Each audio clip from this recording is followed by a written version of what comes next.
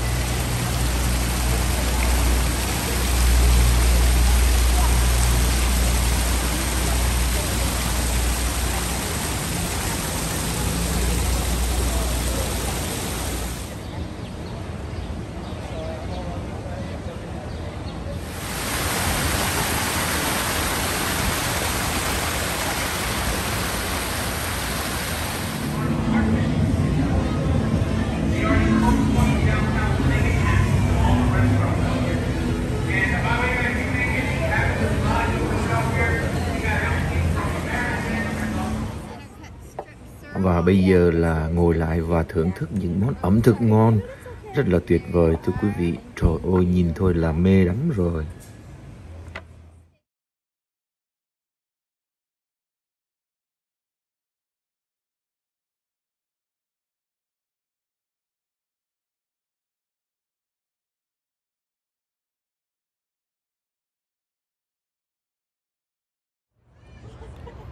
Alamo là khu phức hợp pháo đài và truyền giáo lịch sử của Tây Ban Nha, được thành lập vào thế kỷ 18 bởi các nhà truyền giáo Công giáo La Mã tại khu vực ngày nay là San Antonio thuộc tiểu bang Texas.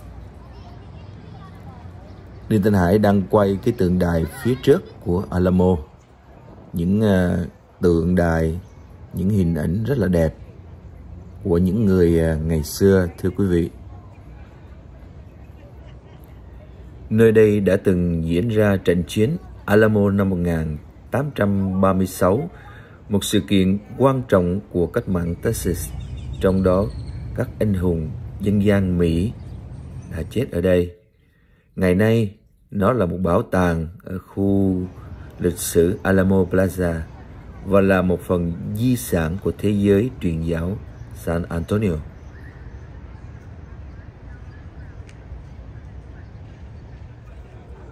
Bức tượng người phụ nữ và đứa trẻ rất là đẹp nằm ở trước Alamo. Rất nhiều du khách đã đến với thành phố và ghé thăm công trình lịch sử Alamo này. Một quảng trường phía trước khá rộng lớn. Đây là một cây cổ thụ rất là già tuổi, thưa quý vị. Những cái nhánh cây nó dài và nó nằm xuống ở mặt đất. Ngắm nhìn cây thật là thú vị.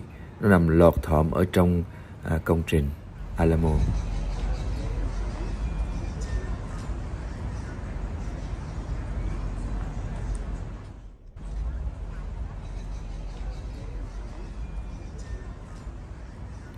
Giờ mở cửa từ 9 giờ sáng cho đến 5 giờ 30 chiều.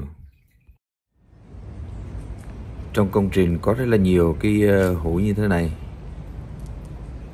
Và đây là cái tường rất là cao và kiên cố.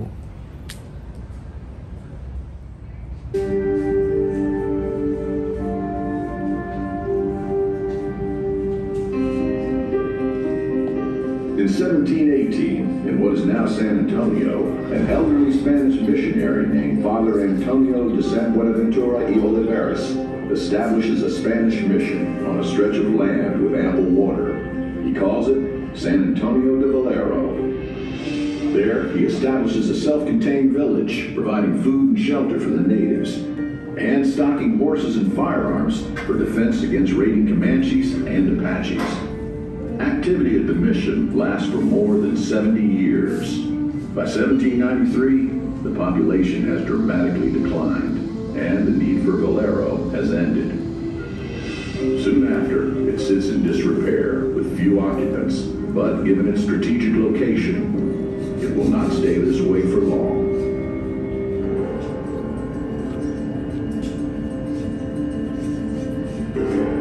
Across the river from the former mission, the town of San Antonio de Bejar is growing and evolving into a commercial center that sits on one of the main routes to the east. The old mission is perfectly situated to protect this important crossroads and is converted into a fortified military outpost. In 1803, a Spanish cavalry unit is stationed there. They come from a town south of the Rio Grande called Alamo de Parras. What started as a mission is now a military outpost called the Alamo. The soldiers have come here to guard against a new threat, the westward expansion of the United States.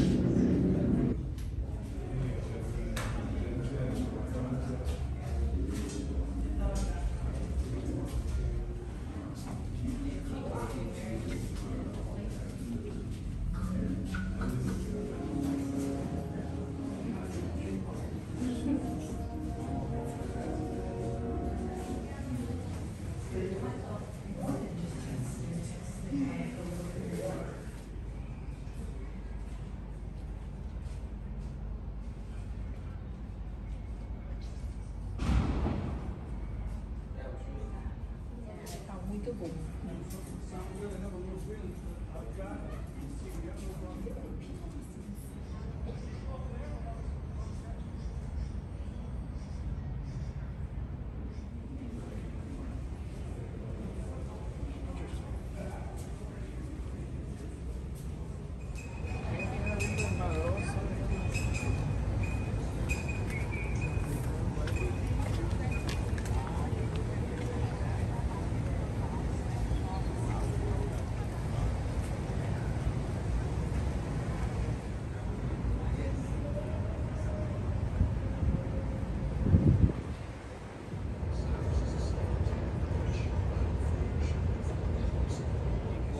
Like this thing is swinging around. Like that's not safe. It's gonna slash everybody. So they're actually running at the walls like this. To keep it stable. So if I step on something it's swinging around up here, not down at our faces. Like but they would march with a weapon like this. At the weapon at the Can I just see how heavy it is? Am I allowed to just like... I gotta take this off. What? This thing is heavy. Come on. Feel. It's heavy. And for them to be running... Running with that 10-pound plus weapon. No, come feel. You don't think it's light. Yeah, it's heavy. About 10 pounds.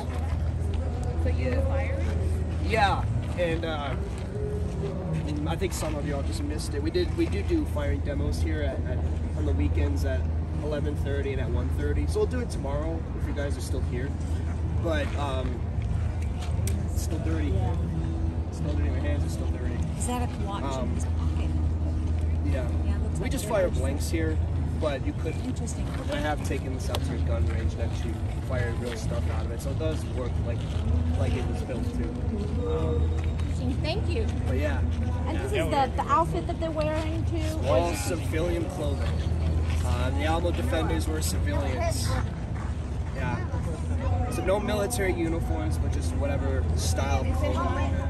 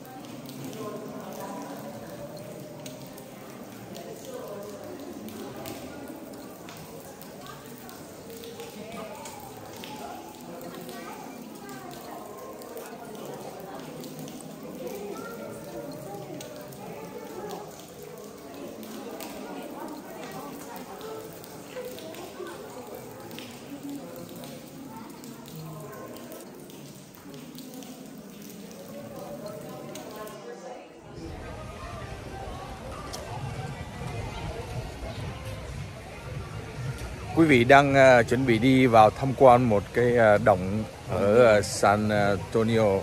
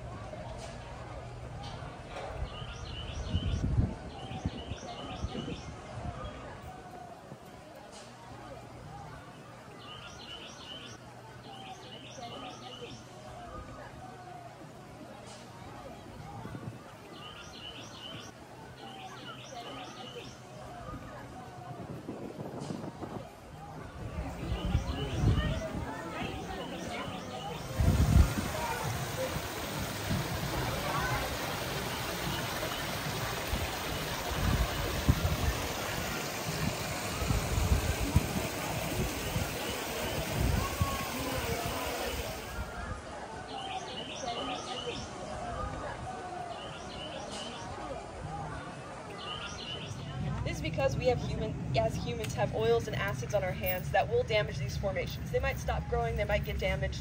So I'll ask that you please don't touch any of those ceilings, walls, or formations. Then we'll make our way down, and you also won't be allowed to bring any food or drinks inside except for bottled water. Bottled water is perfectly fine. So you have anything you need to throw away.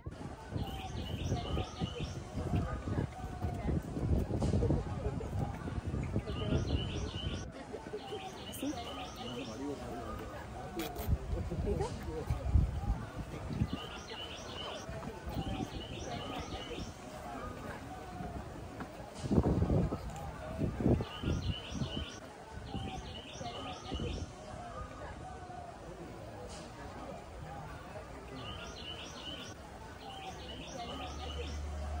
There was some weathering and erosion in this area, and that made that sinkhole roof collapse in. The only part that's left is this little 60-foot expanse of limestone above us right here, and that is known as our Natural Bridge, where we get our name from, Natural Bridge Caverns.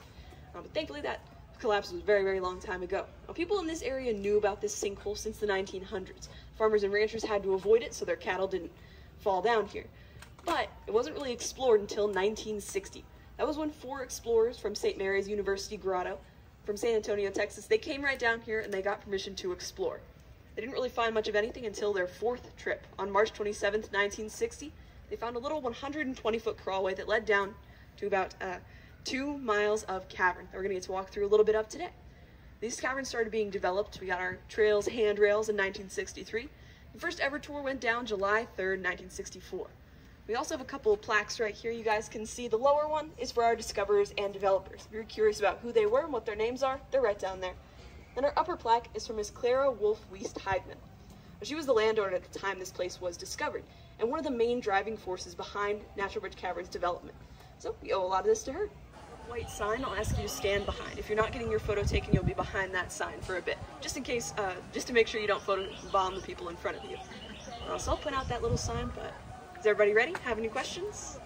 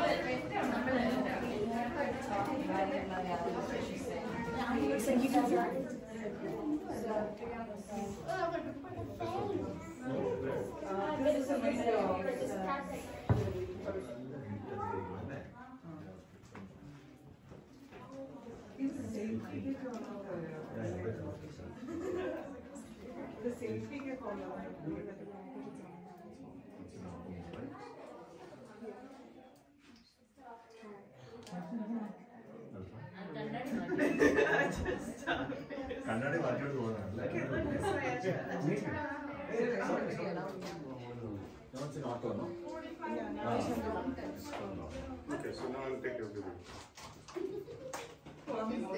Oh my God. Welcome on down. We're now 45 feet below the Natural Bridge, the very first room, which is known as our bear pit. It's named that because during the first development of these caverns, our explorers discovered a 5,000-year-old black bear leg bone and an 8,000-year-old black bear jawbone in this very room. Now, they're not in here anymore. They're now on display up in our visitors center if you wanted to see them after the tour. They're very, very cool. But the coolest thing we have in this room is actually behind you guys. This little opening in the floor right here. That little hole is the Discovery Crawlway, where our explorers went down into the caverns for the very first time. So it goes on for 120 feet. At its widest, it's about 22 inches wide. At its thinnest, it can be 11 inches. So thankfully, we don't have to go through there, because it wouldn't be very fun. We're going to make our way down through these double doors in just a second. Those are our humidity doors. So through there, it gets a little bit more humid, a little bit steep and wet. So make sure to watch your step, and we'll make our way down. Anybody have any questions about anything? Alrighty, let's make our way down.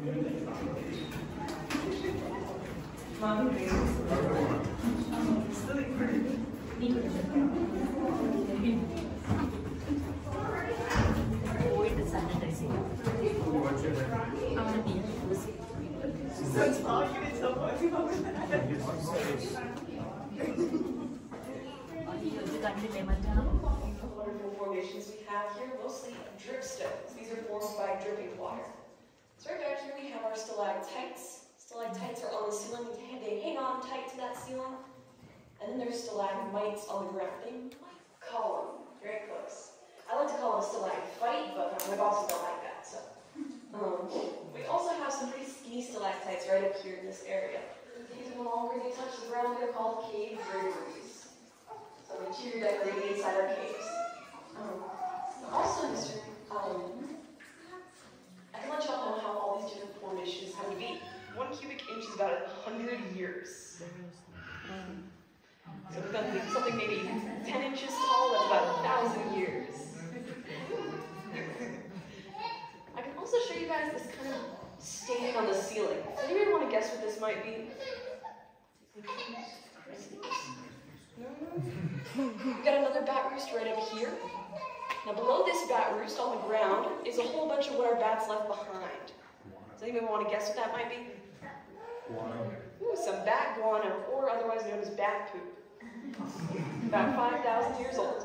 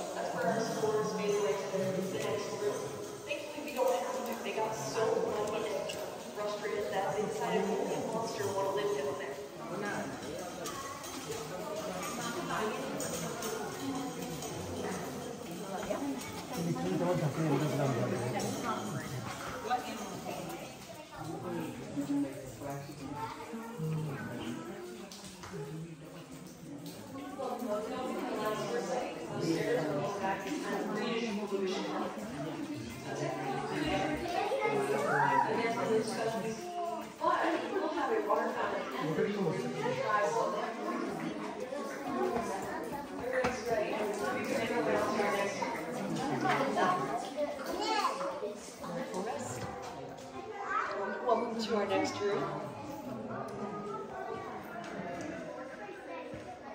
So they named it after a monster.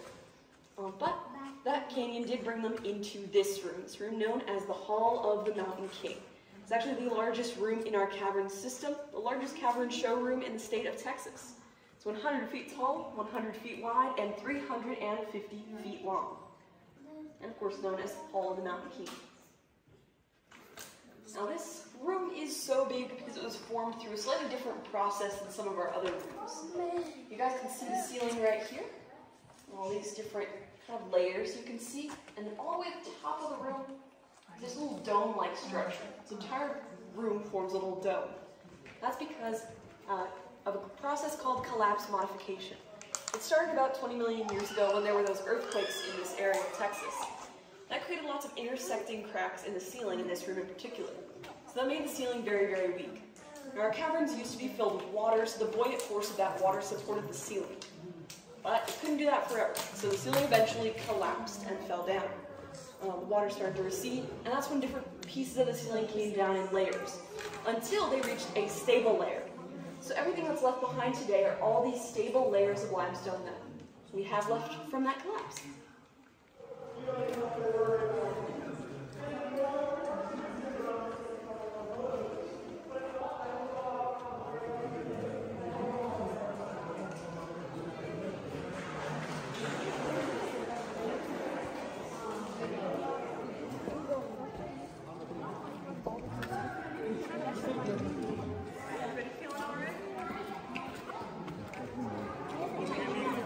Is it clean?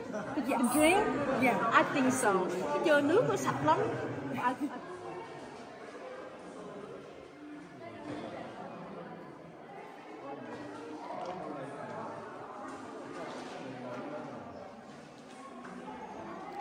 Đang đứng ở trong một cái hang động ở San Antonio, Texas.